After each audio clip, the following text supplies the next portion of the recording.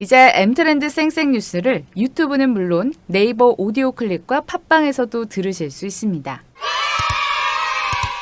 생생한 모빌리티 소식을 전하는 M트렌드 쌩쌩 뉴스입니다. 현대차 그룹이 2025년 출시를 목표로 진행해왔던 제네시스 수소차 프로젝트를 중단했습니다. 지난 12월 27일 한 언론기사에 따르면 현대차는 제네시스 수소차에 탑재하기 위해 개발 중이던 3세대 수소연료전지의 개발 성과와 연구 진척도가 당초 목표에 한참 미치지 못한다는 결론을 내린 것으로 전해졌습니다.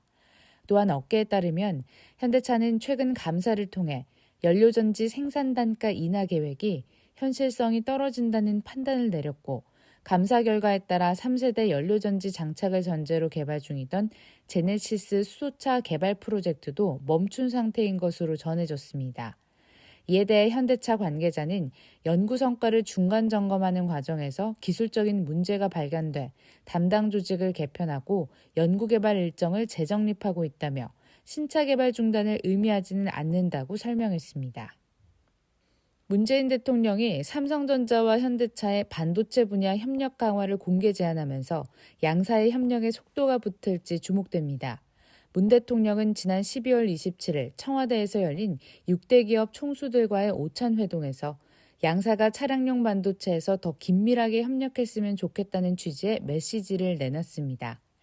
이를 두고 업계에서는 양사의 협력은 일부 차량용 메모리 반도체 분야에서만 이뤄지는 등 협력 초기 단계에서 벗어나지 못하고 있지만, 정부가 적극적으로 양사의 협력을 주문 지원하고 삼성전자가 본격적으로 차량용 반도체 사업에 뛰어들면서 차량용 시스템 반도체 분야의 협력이 강화될 것이란 전망을 하고 있습니다.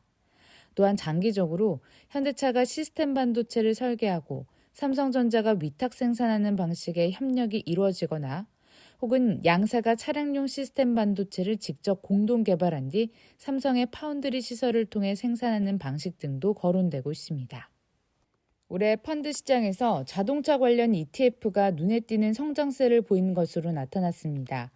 자동차 ETF는 연초 대비 2%대 상승에 그친 코스피 지수보다 8배 높은 16% 이상 수익률을 기록했습니다. 지난 12월 28일 한국거래소에 따르면 지난 12월 24일 기준 타이거 차이나 전기차 솔라액티브는 연초 대비 주가 상승률이 50.4%로 국내 해외 자동차 기업에 투자하는 ETF 가운데 가장 높았습니다. 타이거 퓨처 모빌리티 액티브가 20.8%, 타이거 글로벌 자율주행 및 전기차 솔라액티브가 15.2% 순으로 그 뒤를 이었습니다.